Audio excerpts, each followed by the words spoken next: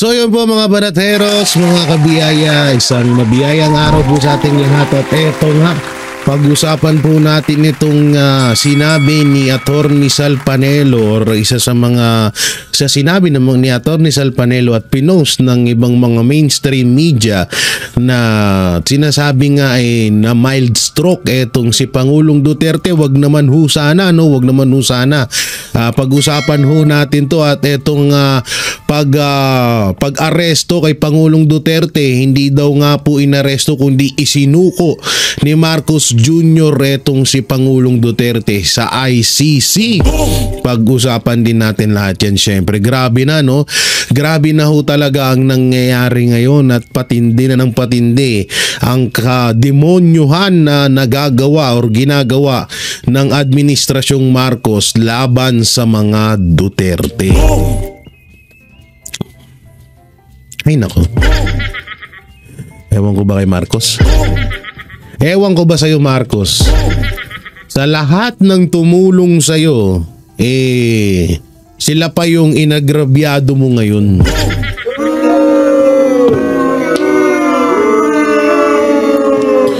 No mga kabanateros, no, sa lahat ng tumulong kay Marcos Jr., unang-una tinulungan siya para manalo bilang presidente ngayon.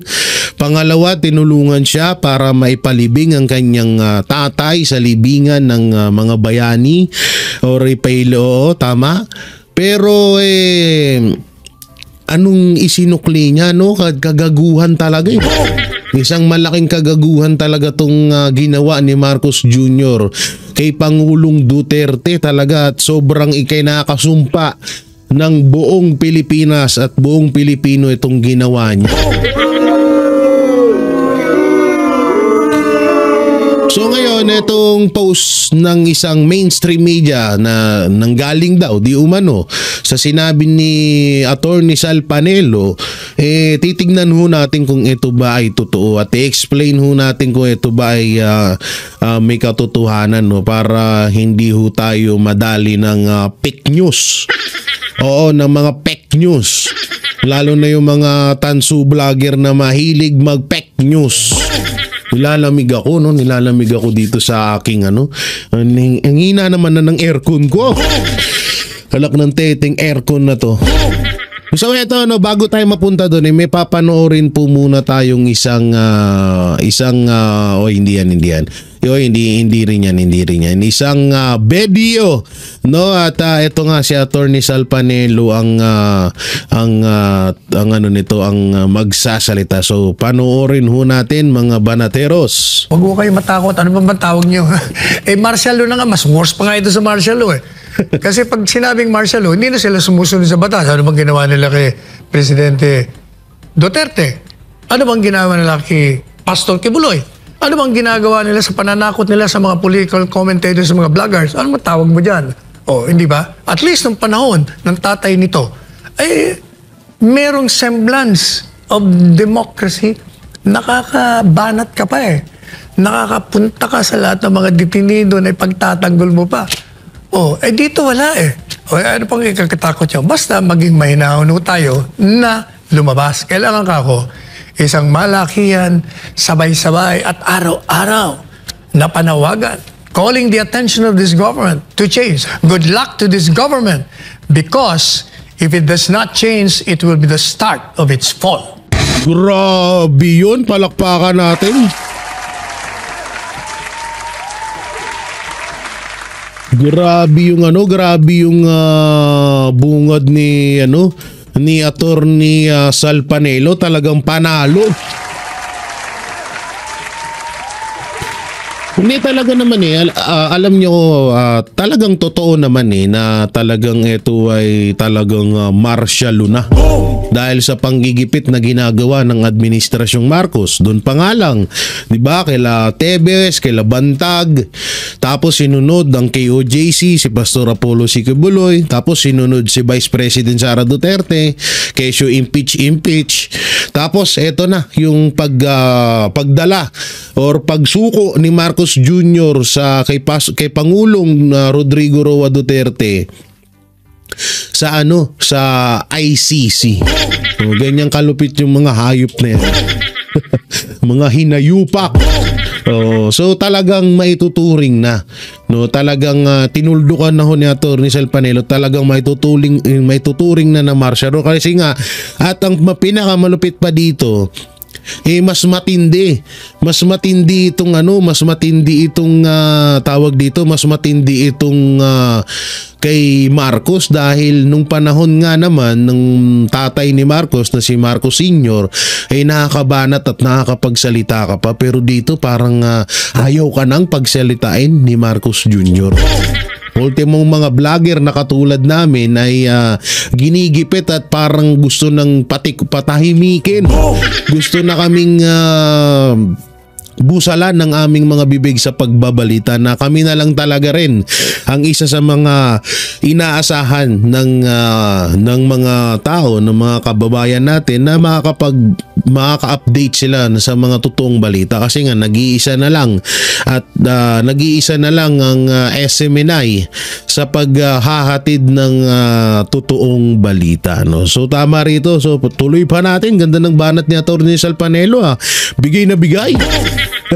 Ulit-ulit na sinasabi ng Presidente Marcos Jr. na walang jurisdiction. Hindi ba kayo saksi pinupuri ng programang ito kahit nabubuisit yung iba sa akin? Bakit mo pinupuri yan? Kasi tama yung linya niya, walang jurisdiction. Sumusunod siya sa linya ng Presidente Duterte. Tama siya dun Walang jurisdiction. We will not cooperate in any manner or form or shape. O hindi ba, tinulugsa ko nga ho yung mga alter egos niya dahil file sa ICC ng kung ano nung pleading. Kaya sabi ko, file ka ng file. Akala ko ba walang jurisdiction? Hindi namin may jurisdiction. Nagkukontra-kontraan kayo. O madalit sabi, sinasabi niya na talagang walang jurisdiction. Pero, napansin nyo, nung bandang huli na, nag-iiba ang tono sa pamamagitan ng mga tao niya. Sinasabi niya. And yet, yun yung mga subsequent o yung matapos siyang magsabi ng walang jurisdiction, nagsimula na yung, pero pag humingi ang ICC ng mga tulong sa pamamagitan ng mga ebidensya, hindi ho natin sila pipigilan. Ako, doon lang, nag-uumpisa na. Ano na naman dito barag na naman si Marcos. Hindi kasi, diba, tsaka ang pinakamalupit dito, may katibayan May katibayan na sinabi ni Marcos Jr. na hindi niya daw hahayaan na makapasok ang ICC dito sa Pilipinas. Tapos nagulat tayo, bigla niyang mga ilang buwan sinabi niya na kapag nanghingi ang ICC, pag nangingi ang ICC ng karagdagang ebidensya laban kay Duterte, bibigyan natin, hindi natin sila pipigilan. Diba? Lupit ng pagpapaikot-ikot niya sa atin no? Para niya muna tayo parang binola muna tapos ginalit ulit. Ganyan kalupit ang mindset ng administrasyong Marcos, nitong ni Pangulong Marcos. Ang pangit pa rito, sila, karambola sila. Wala silang tamang strategy sa pananalita para hindi sila nabibisto. Sinabi nitong isa, oo, sinabi nung isa, hindi. Kaya tuloy, yung mga Pilipino, naalaman yung talagang tunay na baho nila. Tunay na agenda nila, no?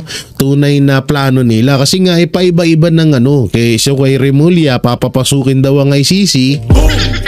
Kesyo kay Marcos, hindi daw. Tapos biglang umepal si Torre, dinampot inaresto si Pangulong Duterte, tapos ibinigay sa ICC. Diba? Nagkaleche-leche na rin sila.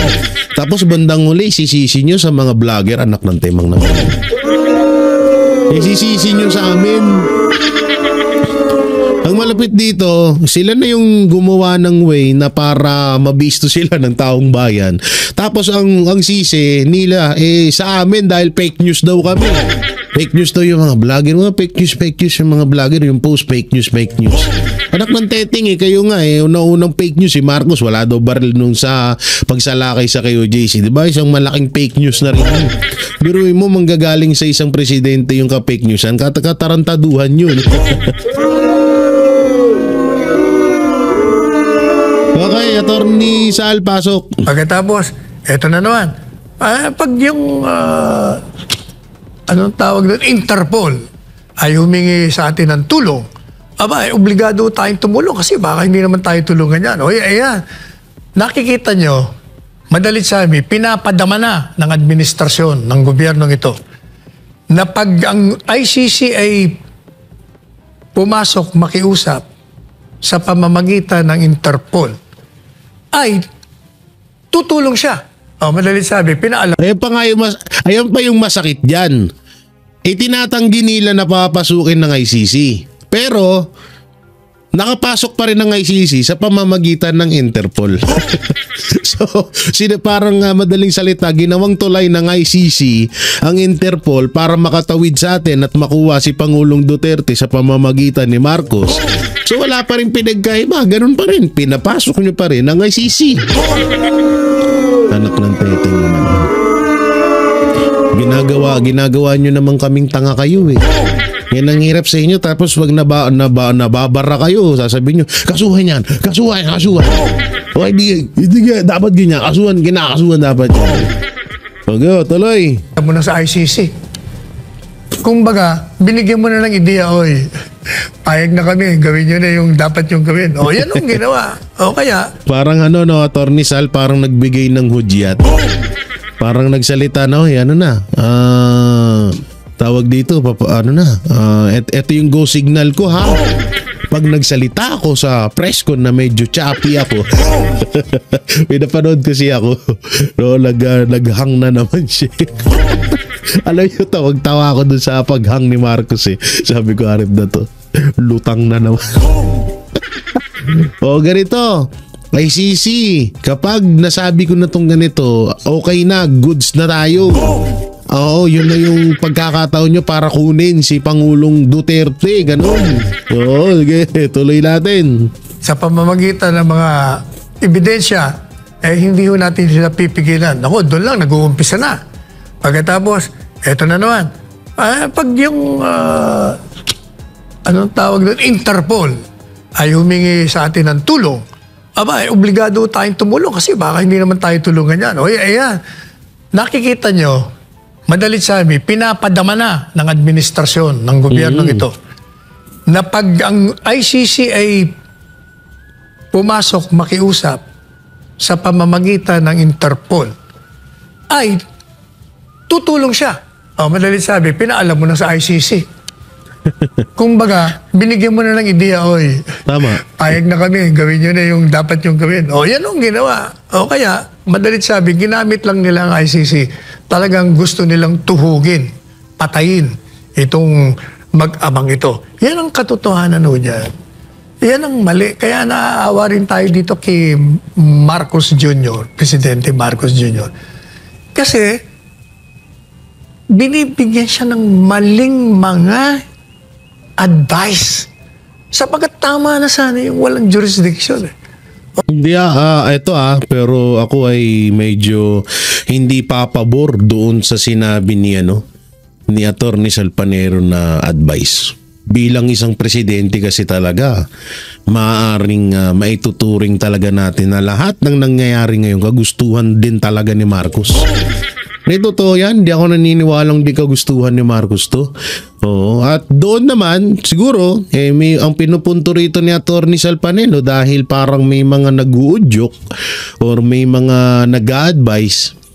Ako sa tingin ko parang hindi ina-advisean si Marcos. Dahil una-una kung ina-advisean yan, kung ina-advisean si Marcos, hindi niya gagawin niyang papasukin ng ICC dito. Ako naman, naaawa din ako kay Marcos dahil ang dami niyang kakaharapin na kaso. Ang dami niyang kakaharapin ng kaso pagtapos ng termino niya.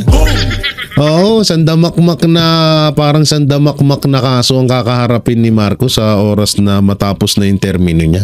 Kaya siguro nagde-declare to ng, 'di ba, yung nasa playbook niya, no? Una, tanggalan ng prangkisang SMNI. Pangalawa, ipakulong si Pastor Apollo Siquiboloy. Pangatlo, i-impeach si Vice President Sara Duterte. At pang-apat ay dalhin si Pangulong Duterte sa ICC. Okay, diba? Yun yung kanyang playbook, no? So doon pa lang maliwanag ho doon na talagang ito ay planado na, no? Matagal ng planado ni Marcos Jr. dito sa mag-amang Duterte at dito sa pagiging presidente niya. Dahil nga lahat ng humaharang sa kanya, lahat ng sagabal sa kanyang plano na panghabang buhay na maging pinuno or maging presidente ng Pilipinas at maipapasa niya pa sa kanyang anak ay ginagawa niya talaga ng paraan para matanggal yung mga ano na yun, para matanggal yung mga nakaharang sa dadaanan niya. At yun ang mag-amang Duterte, no? Kaya doon sa sinasabi ni Atty. Sal na yung nag-advise. Alam mo yung nag-advise, kung bangag din yung nag-advise, tapos bangag din yung ina-advisean, wala na tayong magagawa dyan. Hindi, diba? Wala na tayong magagawa dun. Yung nag-advise, wala sa katinuan. Tapos yung pinapayuhan, wala din sa katinuan. Hindi nga na. Ano po ba magagawa mo doon, di ba? So, nagkakarambola na sila. Tsaka ito pa, kada nabibisto sila, nabibingo, na bubokya or tinatawag na nahuhuli yung kasinungalingan nila, ang ginagawa ang ano dito ay kaagad nilang babawiin, no? Kaagad nilang babawiin, katulad niya ni attorney yung tigapagsalita si Attorney Blurred. So doon kay Attorney Blurred, doon kadalasan din nabibisto, no, yung mga kasinungalingan ni Marcos. So kapag nabisto doon, bigla na may tatanggi ni Marcos kasi nga si Attorney Blurred naman daw nagsabi. Basta magulo sila kasi ang tingin nila sa ito na lang, pinakamadali na explanation sa ginagawa ni Marcos. Ang tingin ni Marcos sa mga Pilipino ay tanga. Yun yung totoo doon. Tingin ni Marcos sa Pilipino ay tanga na hindi malalaman kung ano talaga yung tunay na motibo niya. That's true. Okay, pasok, Lolo, Attorney Sal. Ano to lolo ko to eh. Okay, pasok. Pero dahil nga sa maling advice, and at the same time, kung totoo yung mga akusasyon sa kanya na gusto mo lang magpanatili sa kapangyarihan, kayong mag-aanak, pati na yung mga pinsan mo, kaya nyo ginagawa ito, di lalong-lalo na. Di madalit sabi, tama-tama yung kinakanta ko doon sa kapatid niya. Balat kayo pala ang buhay sa mundo. Yan ang nangyayari. Yan ang gusto namin sa'yo, Atty. Sal. Balat kayo ka lang, di na natuto. Ay, mali. Akala ko yun eh. Laso tuloy natin. Pero nakikita natin, sabi ko nga kay Jimmy Bundok, alam mo Jimmy, 40 years ago, ako po ang nanguna sa mga Marcos loyalists na ipabalik si Marcos Sr. dito sa bansa. Sapagkat inaakusahan ng gobyernong Cory at that time na siya ay nagnakaw, corrupt, kung ano-anong mga sinasabi niya, illegal, violation of human rights. Sige. Ang sabi ko po noon, milyong mga loyalista, araw-araw po kami itinayo namin, inorganisa namin ni Nilo Tayag at nung kung sino-sino pang mga loyalist leaders. Araw-araw po kami dyan sa Liwasang Bonifacio. Alam mo doon sa steps ng Philippine Post Office? Doon, nandun kami araw-araw. Kahit na anong gawin sa amin, kami bombay ng tubig, bombay ng bala. Nagre-regroup nga, pabalik-balik kami. Kaya sabi ko kay Jimmy Bundok, iyan ang gawin natin. Pero kailangan mapayapa.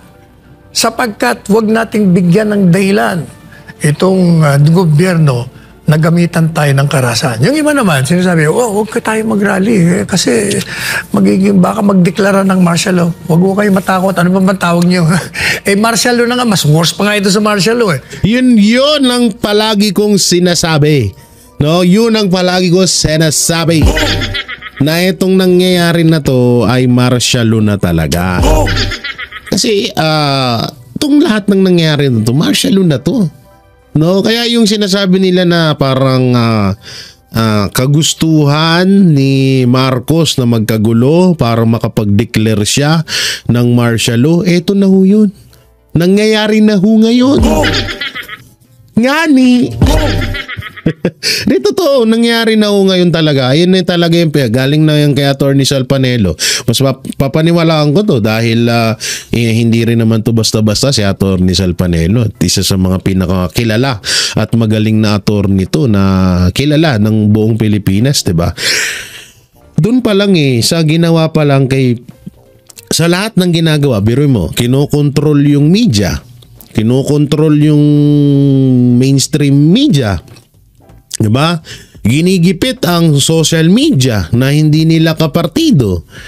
Yung Pangulo na wala namang ginawang masama sa Pilipinas, naglingkod lang, nagtrabaho ng maayos, ipinakulong nila. Ang masama pa, ipinakulong nila doon sa mga dayuhan. Ibinigay nila sa mga isa-ibang lahi. Diba? Oo. Tapos yung Vice President na puro trabaho lang din ang inatupag, anong ginagawa? Anong ginawa nila? Gusto nilang i-impeach, gusto nilang patahimikin din. Wala.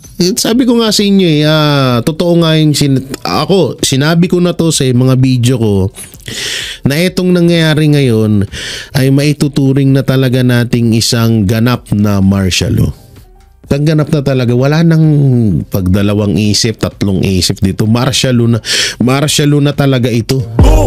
Oo, sa ginagawa ni Marcos ngayon na panggigipit, baka buwas sa makalawa, mga banateros, mga nakakulong na. Oo, diba? Kasi nga, si Pangulong Duterte nga diba? Kung gipitin nila kapag kami ay hindi pa rin manahimik, kami ay patuloy pa rin magbalita ng totoong balita para sa inyo, bukas sa makalawa, baka kami na yung damputin. Kung nagawa nga nila kay Pangulong Duterte, sa amin pa kaya? Ordinaryong mga Pilipino lang naman kami. Pero ito, yung sinasabi dito ni Attorney Sal Panelo na magtipon, isang bagsakan na, hindi niya sinasabing parang tayo yung magsisimula ng gulo or okay na yun yung prayer rally, magpahayag ka ng gusto mong ipahayag, 'di ba? Maglabas ka ng saloobin mo, okay lang yun, walang problema yun. Karapatan ng bawat Pilipino na magsalita ng hinanaing nila laban sa gobyerno. So walang masama doon at hindi rin naman sinasabi ni Attorney Sal na lumaban or makipagbasagan ng muka sa gobyerno. May pagbasagan ng muka sa mga pulis, sa mga AFP na kung sino man yung ihaharang ni Marcos Jr. dyan. Diba? Hindi naman ganun. Pero yun, napakaganda nga talaga nun kasi nga kung lahat ng buong Pilipinas magkaisa, pumunta rito sa Manila at dito isagawa ang prayer rally at ilabas nila yung hinanaing nila at gusto nilang mangyari na maaaring gawin ng gobyerno, nang mapayapa ay wala hong masama doon. Napaka goods po na pamamaraan yun. So tuloy pa natin.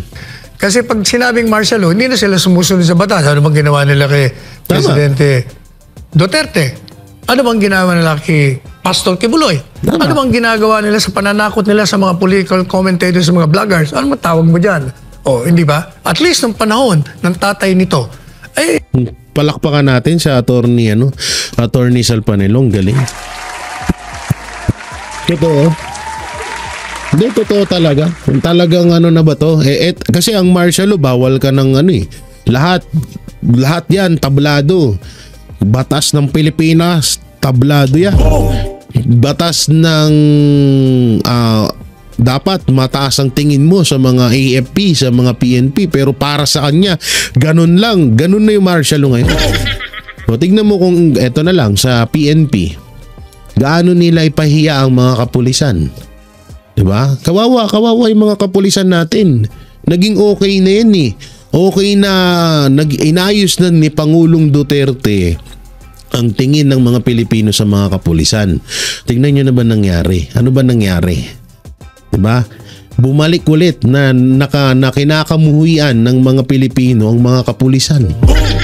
Diba? Dahil yan sa ginagawa ni Marcos, hindi dahil sa ginagawa ng mga pulis, hindi naman kikilos ng mga yan, yung mga pulis na yan, kung hindi dahil sa utos ng leader nila, ng pinaka-leader nila. Katulad lang ni taong pinaglihi sa Barnis na walang iba kundi si Torre. Diba? Oh. Kaya talagang ito ay may tuturing na martial law. At ito ang kinaganda kay Marcos Jr., mas kung kupal na yung tatay niya. Sorry sa words. Sorry po sa words na kupal pero yun kasi nakikita ko kay Marcos eh. Kung kupal na yung tatay niya, mas kupal etong anak, etong si Marcos Jr. At yun ang totoo. At ito nga yung sasabihin ni Atty. Sal Panelo. Pakingge. Merong semblance of democracy. Nakakabanat ka pa eh. Nakakapunta ka sa lahat ng mga detenido na ipagtatanggol mo pa. Dito wala eh.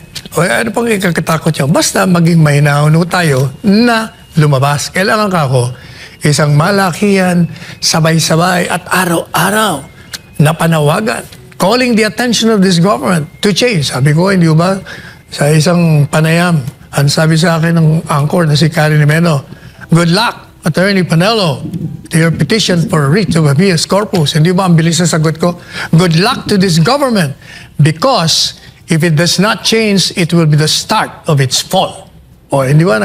Ilang views, likes, 3 million plus na. Ano ang ibig sabihin nun?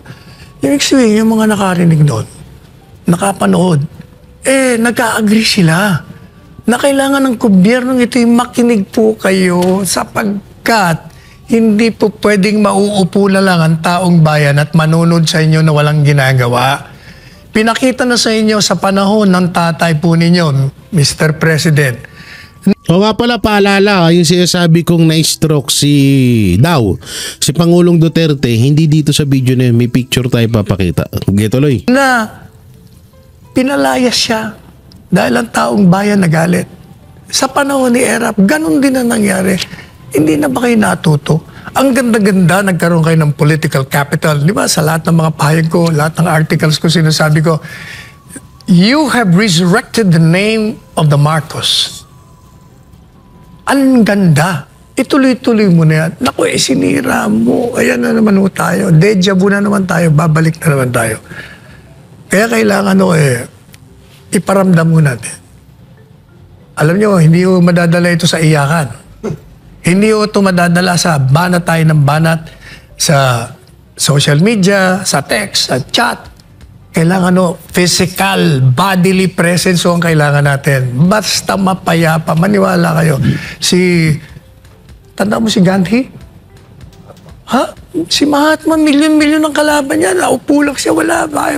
Kahit na anong gawin sa kanya. Hindi ba nagtagumpay siya? Hindi ba yung EDSA Revolution, mapayapa din niya? Wala akong karahasan doon. Walang karahasan ng EDSA Revolution. Pero, ano nangyari? Hindi ba napatalsik? Kaya ganun ang gawin natin. But we're hoping na hindi na tayo abot doon. Kaya tayo nagpunta sa Korte Suprema. Kaya hayaan natin muna ang Korte Suprema na pag-aralan at magdesisyon. At kung ano man ang desisyon nito, nasa taong bayan na. Kasi, tandaan natin, MJ. Yes, sir. Ang gobyerno ay nilikha ng taong bayan. Ang gobyerno po ay hindi na nakakatugon sa pangangailangan ng sambayanan. Kung ang gobyernong nilikha ng taong bayan ang siyang lumalabag sa batas, sa saligang batas na nilikha ng taong bayan na naghalal sa kanila, hindi po ba? Lohika, sentido komon ang magsasabi sa atin na ang may kapangyarihan, kaya nga sinasabi sa likhing batas all authority emanates from the sovereign authority. Lahat ng kapangyarihan ay nanggagaling sa taong bayan. Kaya may kapangyarihan ng taong bayan na tanggalin ng gobyerno. Sa papanong paraan? Sa mapayapang paraan. Unang-una, sa pamamagitan ng eleksyon. Kung hindi umadala sa eleksyon, o sa pamamagitan ng ginawa sa pagpapatalsik ng dalawang pangulo ng bansa. Basta mapayapa kasi ang sambayanan ho talaga ang makapangyarihan. O yan ang dapat nating gawin. Yun, palakpakan naman natin, Atty. Sal Panelo. Pero ako'y kinakabahan. Atty. Sal Panelo, alalahanin mo ha. Lahat ng kumalaban sa kanila, alam mo na kung anong ginawa. Hindi naman natin sinasabing mapahamak si Atty. Sal, pero ako ay natatakot lamang dahil alam nyo na, baka alam nyo na yung tipong panggigipit na ginagawa sa Duterte ay gawin din kay Atty. Sal. Pero hindi naman ho tayo nananalangin. No? So samantalang ito, panoorin naman ho natin, PRRD hindi inaresto kundi isinuko sa ICC at yun naman talaga ang totoo. So ito po, panoorin po natin itong sinabi, pogi talaga, idol ko to si Sir Franco. Pasok Sir Franco, pasok. Isang dating foreign affairs official ang naniniwalang hindi inaresto kundi isinuko mismo ng administrasyon si dating Pangulong Rodrigo Duterte sa International Criminal Court at ang lahat ng ito may halong politika. Yeah. Narito ang balita ni Jane Cognita. So ang ano po siguro, ang tanong natin dyan ngayon kung bakit sinurrender ng Estado natin si FPRRD. Yun po ang medyo dapat matingnan natin, bigyan pansin natin, bigyan pag-ukulang pansin. Ito ang tanong na nais masagot ni dating DFA Undersecretary Ernesto Abella kaugnay ng iligal na pag-aresto at pagpapadala kay dating Pangulong Rodrigo Duterte sa International Criminal Court o ICC sa The Hague, Netherlands. Isang hakbang na anyay ginawa mismo ng kasalukuyang administrasyon. Ayon kay Abella, malinaw na wala ng jurisdiksyon ang ICC sa Pilipinas matapos itong tuluyang kumalas sa ilalim ng administrasyong Duterte. March 11 nang arestuhin ng mga otoridad si dating Pangulong Duterte at idiretso sa Villamor Air Base. Kababalik lang niya sa Pilipinas mula sa Hong Kong kung saan mainit siyang tinanggap ng mga overseas Filipino workers sa isang pasasalamat event. Matapos ang pag-aresto, idinetini pa ng ilang oras ang dating Pangulo sa Villamor Air Base bago tuluyan at sapilitang isinakay sa isang pribadong eroplano na nagmula sa Pilipinas. Isang indikasyon na mismong ang sarili niyang bansa ang nagsuko sa kanya sa ICC. Ayan ang tinatawag na ayan po, ito totoo tong sinasabi nito ni kung sino man tong dating opisyal ng DFA, talagang lehitimong nakakatakot nito. Alam mo kung bakit? Kung si Pangulong Duterte nga na halos puro lang naman pagsiservisyo, pagmamahal, pagtatrabaho bilang presidente ang ginawa niya sa Pilipinas, ganito yung ginawa niya sa kanya. Ganito pa ang ginawa ni Marcos sa kanya. Ang nakakatakot dito, baka dumating tayo balang araw na yung mismong Pilipinas na ang isuko ni Marcos Jr. sa mga dayuhan. Yan ang nakakatakot dyan. Totoo, yan ang nakakatakot dyan. Na sana wag naman sana mangyari at sana. Kaso ngayon parang kontrolado na no? Kasi isipin mo maigi ikaw na presidente ng Pilipinas na alam mong magagalit sa iyo ang lahat ng Pilipino kapag ginawa mong magsuko ka ng isang Pilipino sa dayuhan, ay isa ng yun. Pagsuko mo ng isang Pilipino, kahit hindi si Pangulong Duterte, kahit isang Pilipino ang isuko mo sa dayuhan, ibigay mo sa dayuhan para sila ang humusga, sila ang mag-imbestiga, sila ang umusig sa kaso na kung ano man yung kaso nung isang Pilipino na yun, parang binigay niya na rin ng buong bansa natin. Mali yung sinabi ko kanina. Mali yung sinabi ko kanina na baka dumating tayo sa punto na ibigay na ni Marcos Jr. ang Pilipinas sa dayuhan. Sa totoo lang, nangyayari na ho rin talaga ngayon. Ayun yung nakakatakot dyan, na sana wag sanang mangyari yan. Hindi pala, nangyari na pala ngayon. No, na dapat kasi isipin nyo isa kang presidente, hindi mo iniisip yung feedback sa'yo. Tapos, unang-una, ang binigay isang tao na naglingkod ng maayos sa Republika ng Pilipinas, na naglingkod sa buong Pilipino, at pagmamahal lamang yung kanyang ibinigay at binibigay sa mga Pilipino, bigla mong isusuko ng ganun nang dahil nabibisto or binibisto ka ng taong yun. Nang dahil doon sa taong yun, nalalaman ng mga Pilipino kung gaano ka kahayop na presidente. Ayun yung pinakaano doon, ayun yung pinakamalupit doon.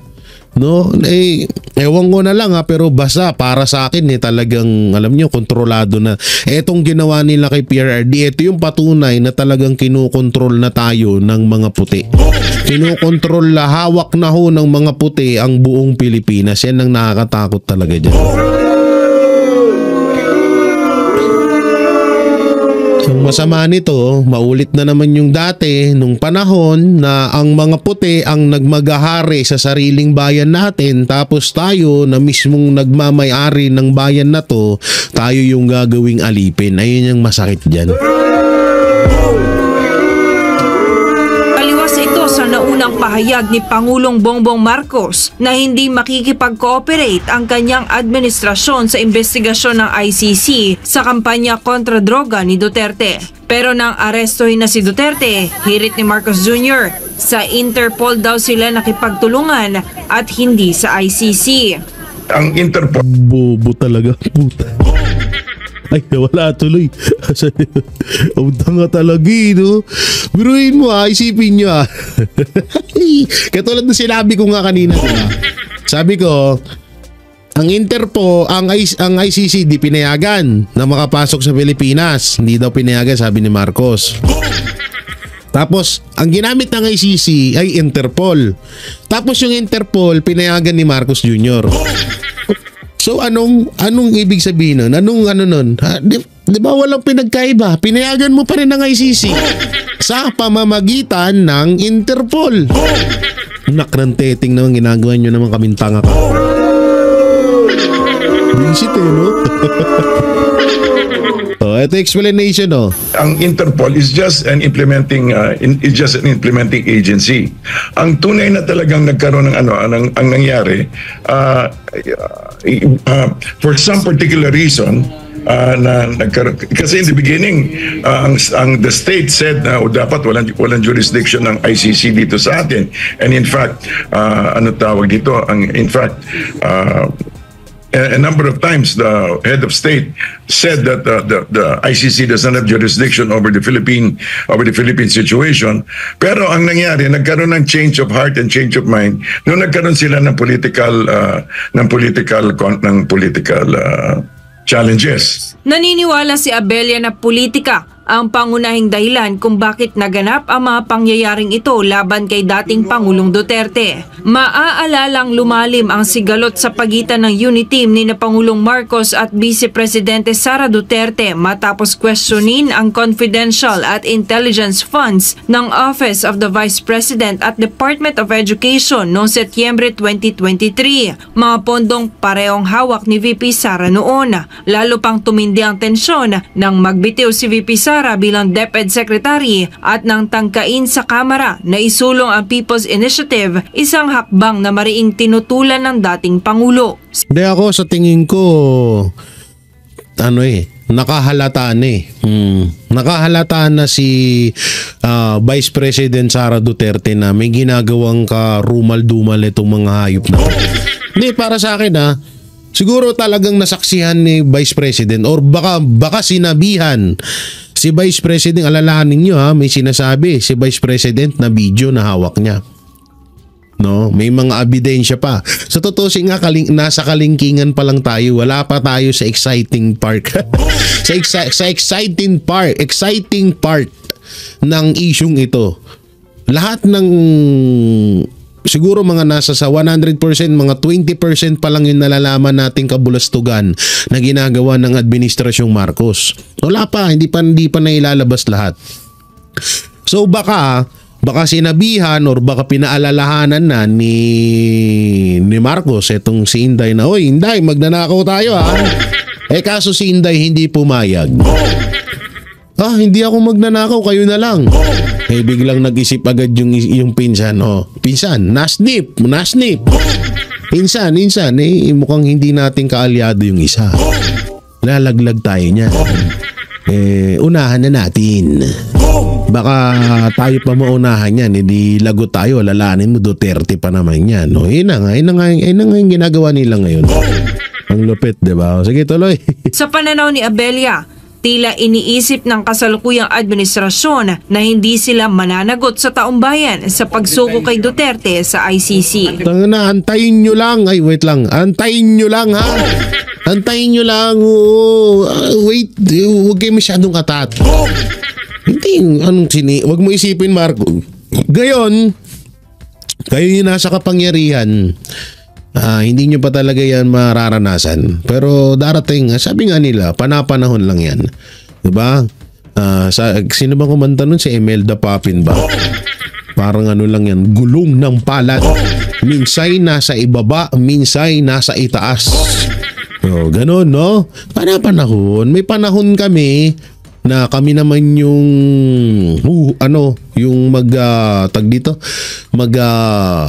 magdidesisyon or huhusga sa anumang ginawang kagaguhan ng Administrasyong Marcos sa Pilipinas. Soon, darating din yan. Kasi ang dinidil nitong head of state ngayon is a political rival.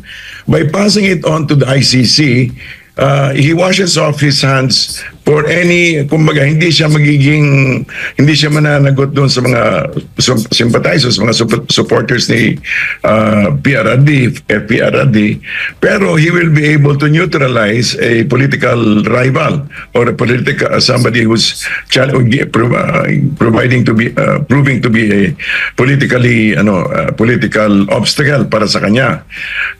It is very expedient for him, para sa head of state na ito, but it sends the wrong signals both internationally and locally.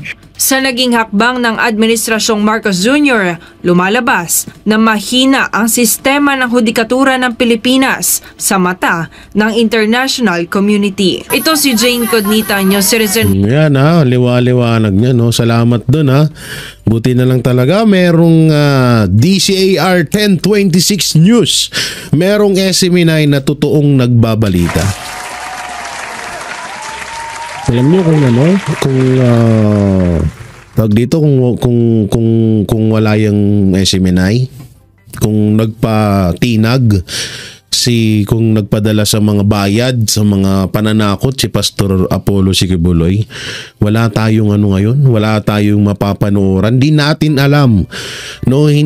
alam kung ano ang tunay na balita na nangyayari sa Pilipinas. Kaya palakpakan ho natin ang SMNI at syempre ang ating future senator na walang iba kundi si Pastor Apollo Sikibuloy. So yung ito nga yung sinasabi na na-stroke daw si Pangulong Duterte. So ito po yung post na yon. Yan, kitang-kita nyo, ha.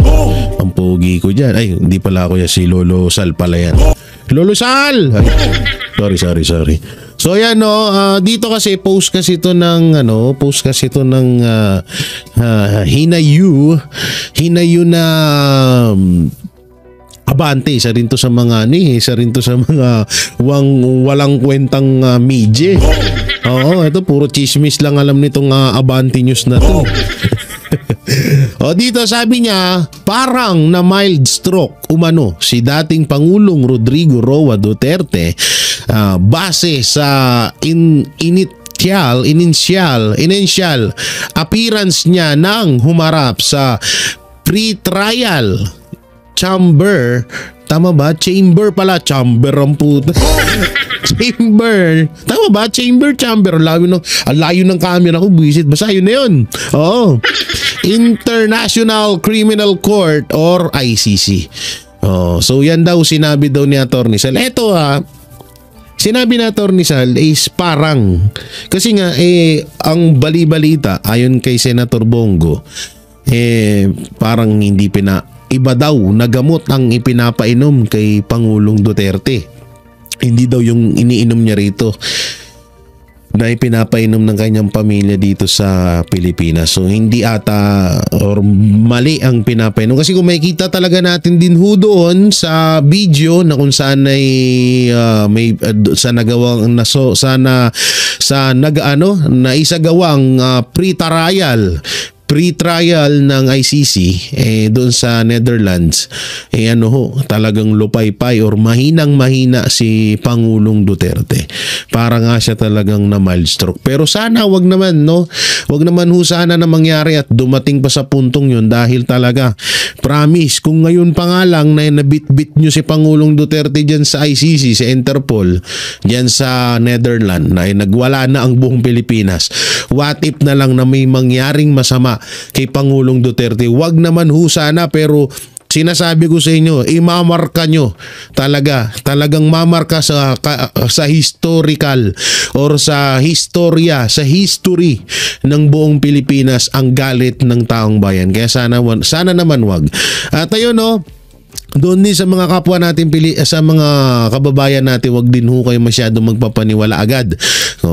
Sa katulad nito, hindi naman po sinasabi ni Atty. Sal na stroke, na mild stroke si parang lupaypay kasi talaga at parang hinang-hina si Pangulong Duterte. So update na lang ho tayo. Syempre sa Banateros Brothers, SMNI, at sa mga iba pa sa PDP, sa Duterte senatorial candidate, yan nandiyan nagla-live sila Atty. Bongo, sila Atty. Jimmy Bondoc, Atty. Lambino, sila si Atty. Turion at si Sir Greco Belica ng Bisaya Youth Party List, so yan, minsan update tayo sa kanila at sa mga balita lalo na ng SMNI News, doon talaga tayo makakita ng talagang tinatawag na totoong pagbabalita.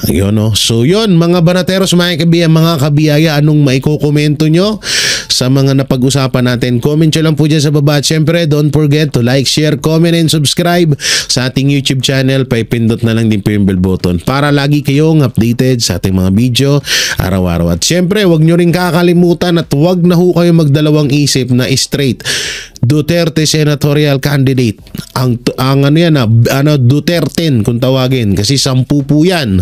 Ulitin ko Pastor Apollo Sikibuloy, Attorney Jimmy Bondoc, Attorney Vic Rodriguez, Attorney Lambino, Attorney JB Hinlo, Dr. Mata, Senator Bongo, Senator Bato de la Rosa, at si Rodante, si Congressman Rodante Marcoleta. At syempre, Philip Salvador.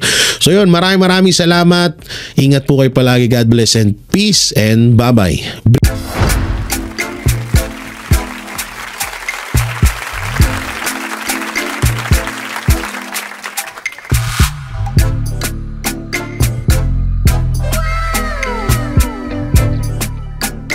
The next performance will start momentarily.